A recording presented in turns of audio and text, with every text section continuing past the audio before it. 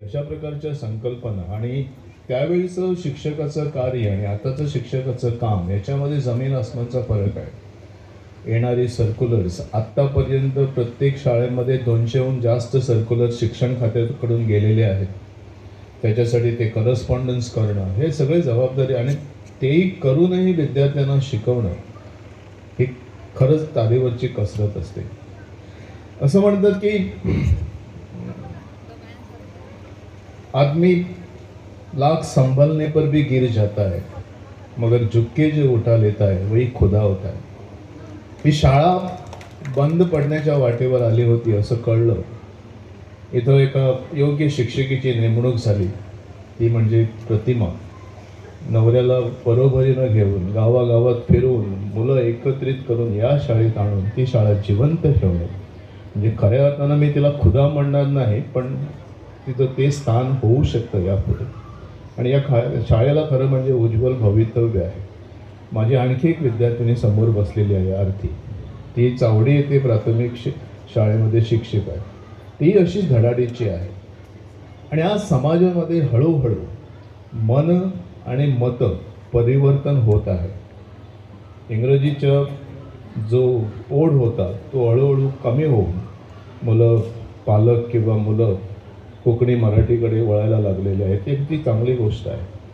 आज बिचोलीसारख्या तालुक्यामध्ये तुम्हाला कोणाला कल्पनाही नसेल की सरकारी प्राथमिक शाळांमध्ये 250-300 पर्यंत नाव नोंदणी आहे आणि पालकांची लाईन लागलेली असते.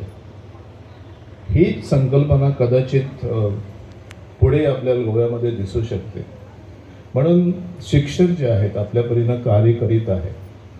पालकांची जबाबदारी काय हे महत्त्वाचं असतं. घरी आल्यानंतर मुलांशी बसून त्यांच्यामध्ये उत्साह निर्माण करणे, काय शिकवलं याचा पाठपुरावा करणं आणि पाठीवर एक शाबासकीची थाप ही पालकाकडून अपेक्षित असते.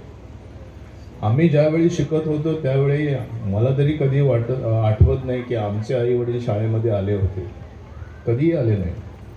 पण आज प्रत्येक दिवसाला किंवा जेव्हा जेव्हा पाहिजे तेवढा पालकांचा सहभाग जास्त असतो आणि हा असलाच पाहिजे. आज आपण विद्यादानाचं कार्य करतो, पण सांगायचं म्हणजे एक गोष्ट म्हणजे ज्याला आपण कौशल्य म्हणतो, स्किल बेस्ड एज्युकेशन असं म्हणतो, याचा कुठंतरी आज आपल्याला अभाव दिसतो. आज आमच्या संस्कृतीमध्ये मुलीचं ज्यावेळी लग्न होतं त्यावेळी त्याला आपण एक प्रथा असते, त्याला आपण कोकणीमध्ये दोड म्हणतो. पळस आणि शिदी दिता लग्नाच्या वेळा.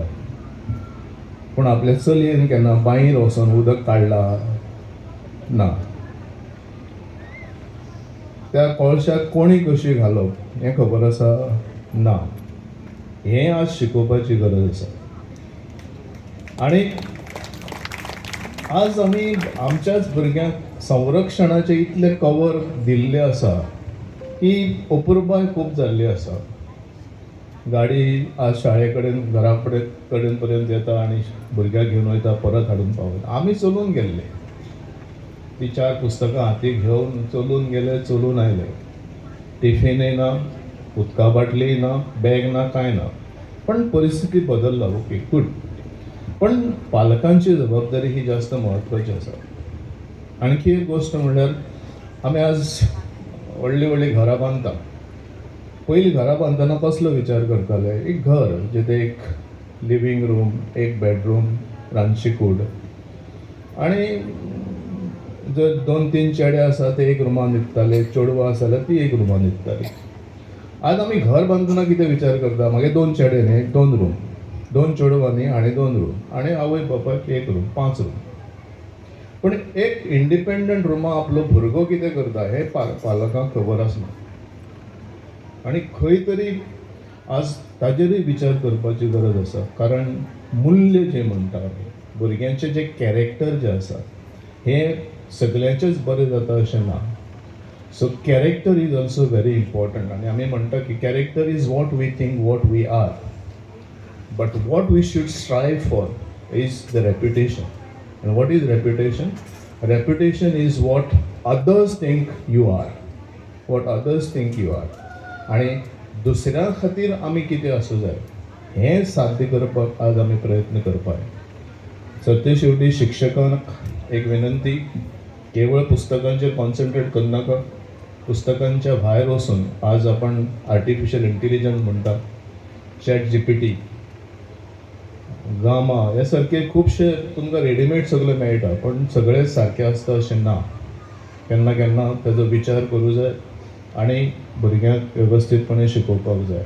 आज भुरगे बरे स्मार्ट आसता, थोडे थोडे भुरगे प्रश्न विचारता. त्या प्रश्नाची उत्तरां दिवपा खातीर आपली पूर्व तयारी आसपाक जाय. आनी जर ती पूर्व तयारी ना जाल्यार खंय तरी भुरग्यां मुखार शिक्षक कमी पडटा काय कितें अशें जाता. सो आजच्या या क्षणी मला इथं बोलावलं, तो माझी प्रतिक्रिया व्यक्त करण्याची संधी दिली, यासाठी प्रतिमा आणि पालक शिक्षक संघटना, सहकारी शिक्षक या सगळ्यांचा मी आभारी आहे. आणि या शाळेला आज 60 वर्ष उज्ज्वल भविष्य इच्छून मी माझे 2 शब्द पूर्ण करतो. थँक्यू.